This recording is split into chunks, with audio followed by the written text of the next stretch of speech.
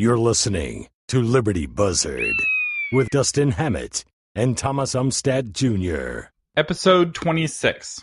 I'm Dustin Hammett. I'm Thomas Umstattd Jr. Welcome to the show where we pick at the news along the highway of American culture. And there is, it's hot, it's August, and the news in August, Thomas, as you well know, is not the most exciting typically, because August is the month where everybody leaves. But so the dead news that we're going to pick at is going to be a little stale. We're kind of scraping the bottom of the barrel, but that's just the way it is. And today, Thomas, I was looking at an article about Jim Acosta, who is a correspondent for CNN, who is criticizing Sean Hannity of Fox News for being a propagandist. And now I got to click back over to the article to make sure I quote it correctly. For being a propagandist peddling lies every night. And of course, I think this is a good micro look at the grand arching left-right media wars that are today, which is, I define it as the I'm not stupid, you're stupid type of argument. And they're just kind of lodging it back and forth at each other, and Jim Acosta makes me snicker under my breath whenever I read about him because, he wants to take this higher moral road, but he really is the same thing that he is criticizing. And I think he is enjoying the attention immensely. It's done wonders for his, what was that we talked about the last episode, Thomas, the Q score? It's done wonders for his Q score. I mean, I now know who he is. I had no idea who he was before we started talking about him because I don't watch cable news. I find that the more I watch cable news, the more sad of a person I become. It makes me a sad, depressed, grumpy person. And I find that people who watch cable news, whether it's CNN or Fox News, become sad, depressed, grumpy people themselves. So it's kind of like scrolling through Facebook.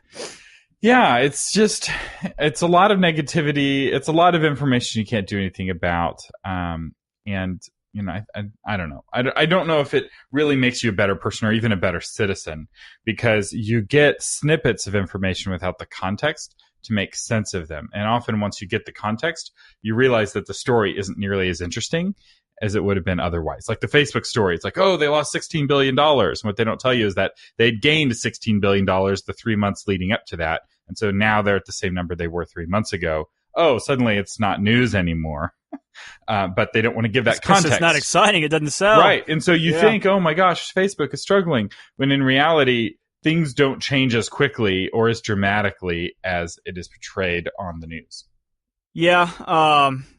And I think we've gone kind of down this road a couple times before, but that's all right. I think it's worth revisiting. It's the same on the Twitterverse. And you get all these blue checkmark people, and for those who don't know, those are verified accounts, and people who are famous and have lots of Twitter followers have these special privileged powers verified accounts, and they get in these blue checkmark battles, war of words with each other.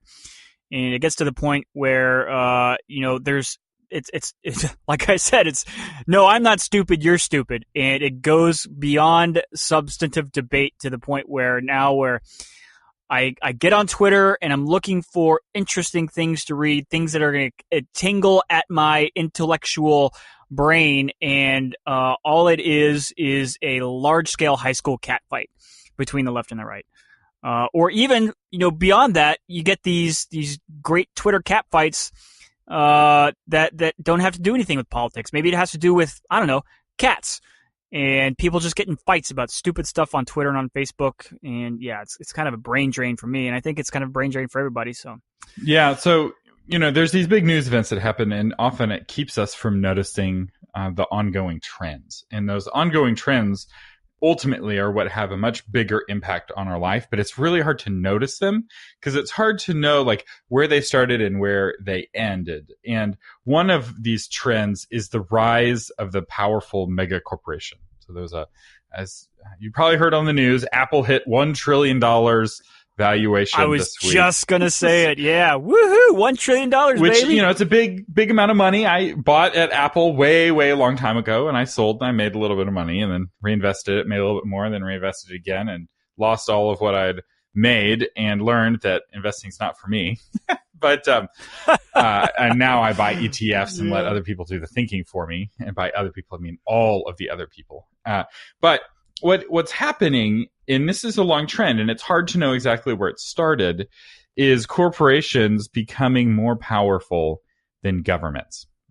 So we go through, if you look at history, you see trends where aristocracies will become more powerful than the monarchies. And it kind of goes back and forth. And you'll have these big moments like the Magna Carta, where the aristocrats will pull the king to the table and force him to sign a document giving away his rights. And then you'll have other, eras where the king is cutting aristocrats' heads off, and, they don't have nearly as much power as they have the other time. And we've gone through phases where companies have been powerful before, but we've never gone through a phase where governments pay taxes to corporations. Like, this is a trend. And I don't know exactly when it started, but it's getting bigger and bigger. And Apple being a $1 trillion company, which makes it a bigger economic power than most countries. So Apple, if it was its own country, would be one of the most powerful countries, economically speaking. Not the most powerful, but it would be in the tier of countries that you've heard of, countries that you respect. And they employ, tens of thousands, if not millions of people through all of their subsidiaries, etc. And when Apple wants to open up a new headquarters, like it did in one of the Carolinas, I forget which one, did they pay money to Carolina for the right to open up a new office there? No, the Carolina paid Apple. Amazon is doing this big beauty competition where states are competing to see which state or which city will pay Apple the most taxes, Amazon, the most taxes for the honor of having Amazon come to their city. Suddenly, corporations are so powerful that they're able to demand tribute from governments. And that is a fascinating trend. If you think of corporations as like the aristocracy of the Middle Ages or the nobility of the Roman times, we have seen a huge surge in the power of corporations. And if you think of yourself as a medieval peasant, who has more control over your life, the king or your local feudal lord? Who has more control over how you live day to day, the corporation that you work for, or the government that runs the city and the state that you live in? Chances are it's the corporation that's got more control over your personal life. What you say on Twitter, what you do in your private time is now being judged by the corporation, and you're being punished. If you said something the corporation doesn't agree with on your personal Twitter, on your personal time, you can be fired, even if you said it 10 years ago before they ever hired you.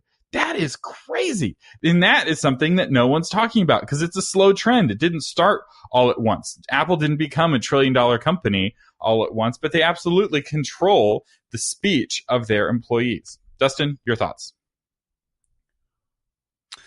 Well, first of all, I will say that,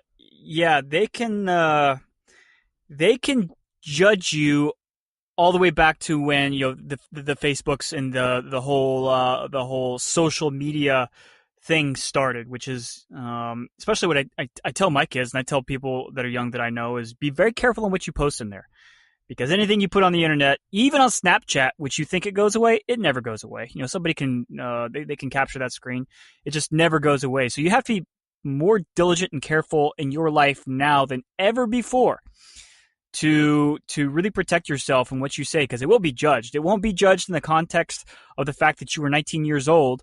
It will be judged in the context of wherever you are in your life. For example, Beto O'Rourke, who is currently the Democratic nominee running against Cruz here in Texas for the senatorial seat, he used to be a punk rock singer, or he was in a band or something like that. And I just learned this the other day, and this was even beyond social media, but this is just the trail of paper that people leave in their lives.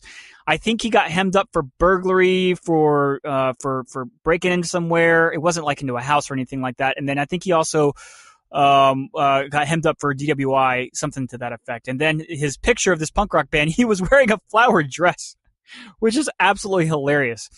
But so these things follow you for the rest of your life, and it's only amplified by several magnitudes now with social media. So you got to be really careful. And as a point to that, the New York Times recently hired a columnist named Sarah Jung. This has been in the news lately. And she wrote some pretty racist tweets back in the day, directed at white people, and she is now being excoriated. Whether that actually makes her more valuable or less valuable with the New York Times is debatable, but yeah. So, and then look what happened to the director of Guardians of the Galaxy. Same thing. He wrote some sophomore tweets way back in the day, and he's being judged for them today. So yeah, you got to be really careful on what you write and what you put on the internet. Going back to what you said, Thomas, about corporations being feudal lords. I like that analogy. I think it's a very apt analogy. I hadn't thought of it like that way before, but it's so very true. And of course, you being an Austinite proper and me being in the Austin sphere of influence, we're all affected by Austin's desire and the ultimate desire and how far they're willing to bend over backwards to have these corporations come in and set up shop in their communities. And to my mind, and from the research that I've done, is I don't think at the end of the day that offering all these tax breaks really does anything for the economy that these companies, these mega corporations move into.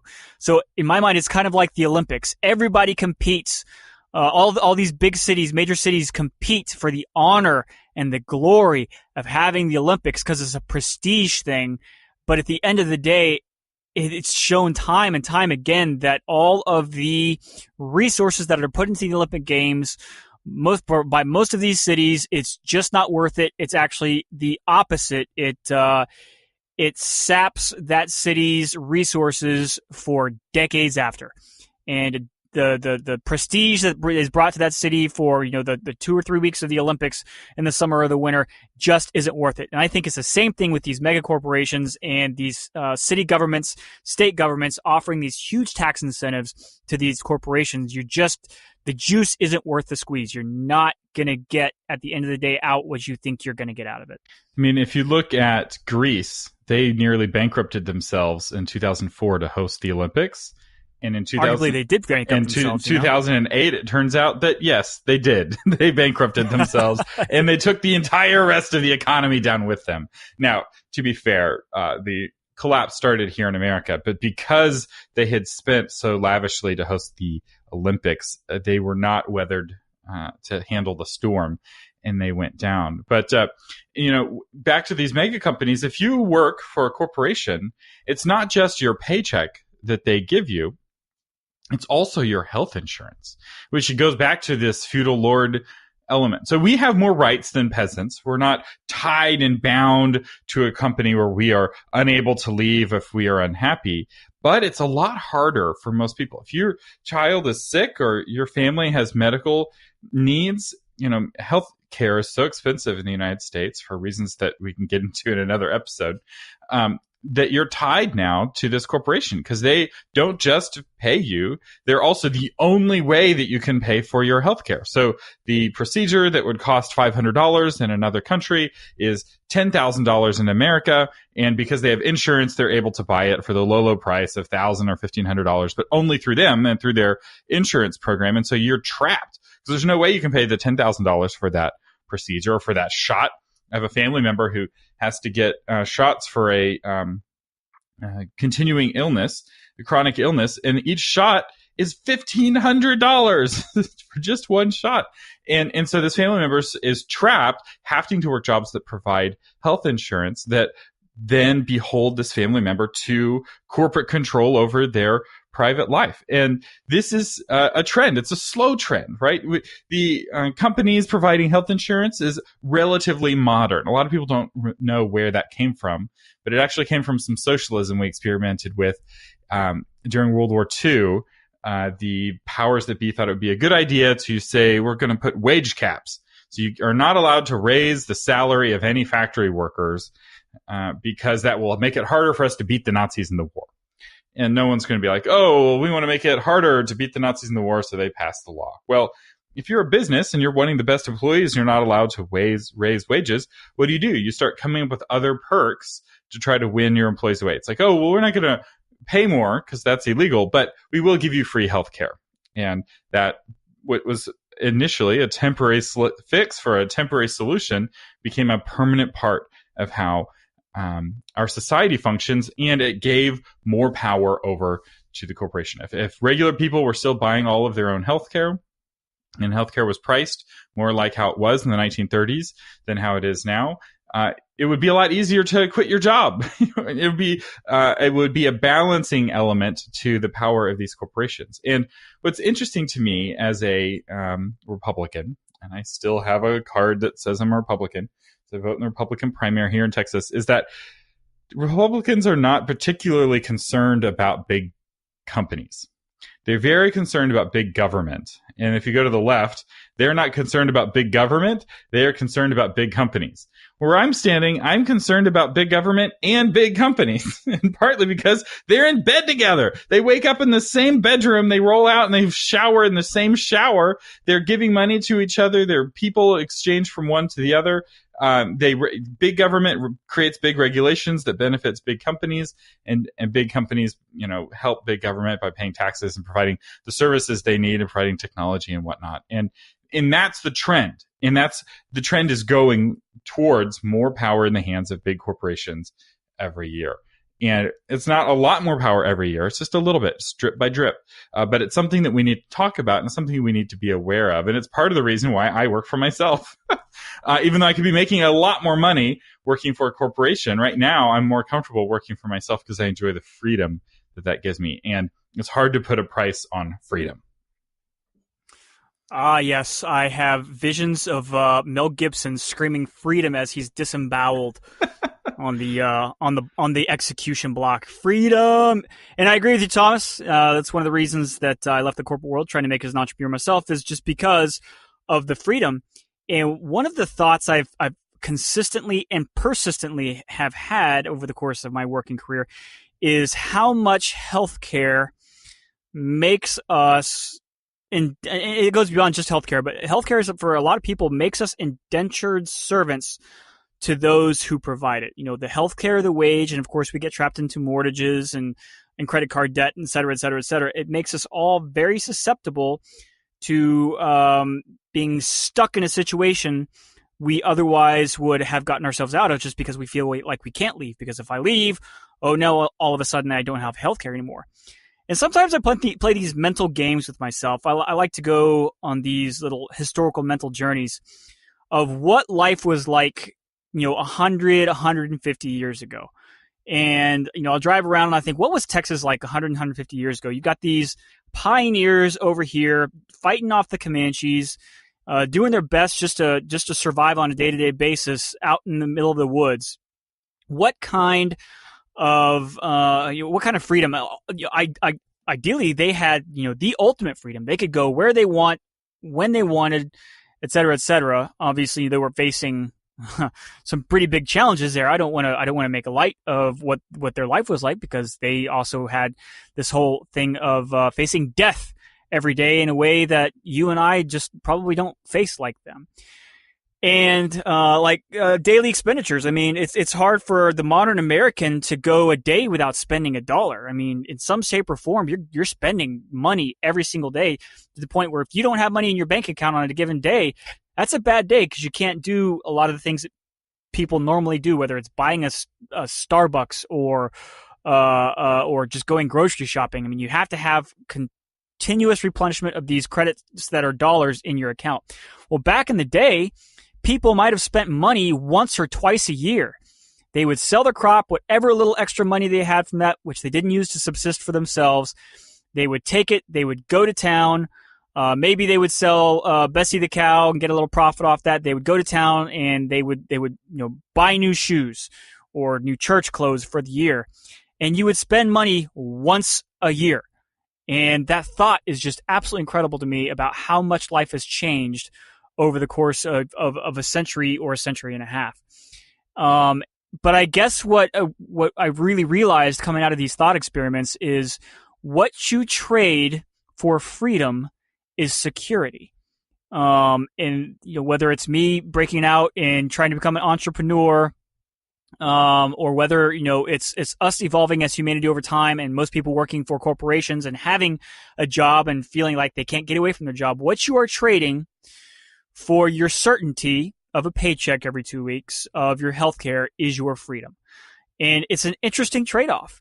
And I like your analogy of feudalism because I think it's very true in a lot of ways. People are serfs to the masters of the companies they work for. And it's kind of a disturbing thought when you think of it that especially when you think about the fact that when they were 18 and didn't know any better, they were pressured by everyone in society to go and get debt that now has them stuck in a cycle of debt that they may not be able to pay off for the next 40 years. It reminds me of becoming a bonded man to the Jarl in like Viking times, right? Where you get your ring, and you put a ring around your arm. It was that same kind of deal. Like you pledge allegiance when you're very, very young. Everyone pressures you to do it, and then you're no longer your own man. You're the Jarl's man, or you're the Baron's man, or whoever the feudal lord is that's over you. And great series, by the way. Yeah, the Vikings series is what we're mentioning, but it is based loosely off of how things were back then. They weren't called Jarls. The Viking term was different. I don't remember what it was, but be that as it may, it's not that I'm against people making that decision. I think people should have the right to make that decision. But I do think that it should be an informed decision. If you are going to walk the path of debt peonage, where you're in debt your whole life and you're forced to work for a corporation, and let's be clear, there's a lot of perks with that, right? Working for a company can be fun. All the money can be fun. The stuff you buy with the money is fun. And, it's way less scary knowing that, if your kids get sick, the corporation is going to cover your health insurance as long as you toe the party line and you don't do anything that makes the corporation look bad in your private life. So people should be able to make that decision. I'm not saying, we should get rid of corporations. Corporations are evil. I run a corporation myself, so I don't think that corporations by their nature are evil. But I do think that we need to keep an eye on how powerful they're becoming, and we need to be careful about the power that we give the corporations in our lives, whether it's our money, our time, our data. There's a lot they can do with data. If you're not paying for a product, you are the product. Pigs don't pay for the food at the slaughterhouse. So just keep that in mind when you're using something on the internet. So anyway, that's all I have to say about that. I am nervous about powerful corporations, especially when they become run or influenced by social justice warriors who use the power of the corporation to enforce beliefs on their employees, where you have to become. Do you have a specific example in mind there? So anything on like the social issues, so like gender roles, gay marriage. Like if you're at a, for example, here's a specific example: the CEO of Firefox donated money to Proposition 10. I forget which proposition it was, but it was a proposition in California defining marriage between a man and a woman, and he contributed $1,000 towards that campaign, which won at the time.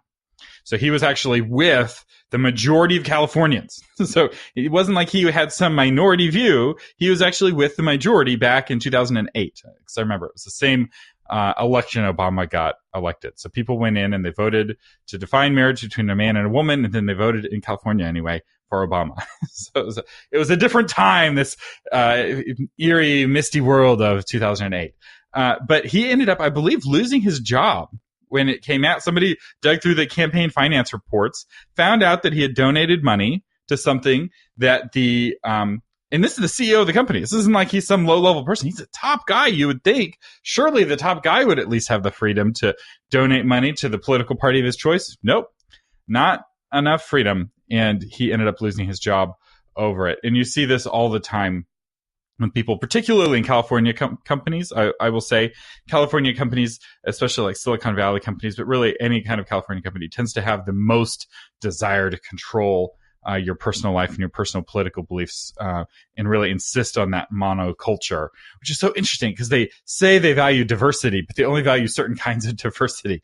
Diversity of thought, diversity of political opinion is not welcome. In fact, they will harshly crack down on it. And it may be that, as they discover, wow, we can have this powerful effect politically, right?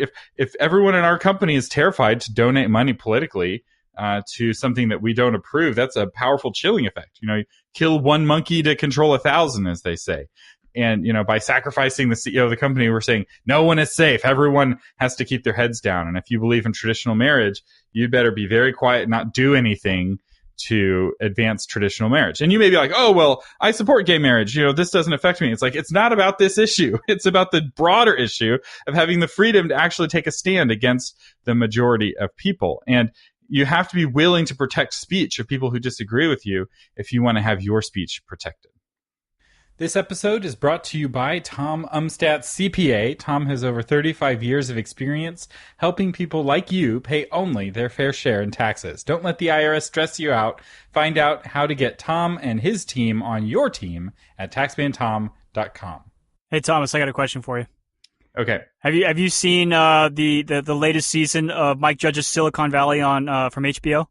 So Silicon Valley, of all of the TV shows, is the one people ask me the most about. What are my thoughts about it? Have I seen it? Because I teach Kanban, Agile Project Management. Apparently there's a Kanban board in one of the episodes. I have not seen a single episode of Silicon Valley. I'm sad to Thomas, say. it's hilarious. I don't have HBO, and I don't have parents to steal HBO from. So my parents don't have HBO either. So go ahead. So they address that very topic in a very humorous way. Of course, I love Judge's his humor and the way he puts it across. But in one of the episodes in the latest season, the main characters are trying to get other developers to use a platform they've developed. And one of the CEOs for the other companies, what they're trying to bring on board to partner with, is a gay Christian. And so he brings it up in this meeting of other developers, that the fact that he's gay, and he's like, did anybody have any problem with that? Everybody's like, no problem whatsoever. Then he brings up that he's a Christian in the middle of Silicon Valley, and people freak out. Now all of a sudden they don't want to do business with him because he's outed, not as a gay man, but as a Christian, and he has this black mark of Christianity put upon him because that is like a mortal sin in Silicon Valley to be a Christian, because they are a very interesting group of people over there. And so something that would be pretty normal here in Texas is anathema over there. And I just love the way that Judge humorously depicted that scenario. And I think it's very appropriate. Of course, it's satire, but it's also satire. It has a little bit of truth to it, right? And I think it is a very good demonstration of what you just said, and the power not only of a corporation, but of a group to really influence your thinking. Because, I mean, what is a corporation but a group of people, right? So, you know, whether it's a corporation or, you know, whatever group of people that you belong to, it is going to have a heavy influence on the way that you think. And that's one of the reasons that freedom of speech is so important. And to make sure that we have freedom of speech, at least to protect us from the groupthink of government and from criminalizing certain thoughts. Let us know what you think and drop us a line, libertybuzzard.com/026 for episode 26. Leave a comment. We'd love to know what you think. I'm Thomas Umstattd Jr. I'm Dustin Hammett. And you've been listening to Liberty Buzzard.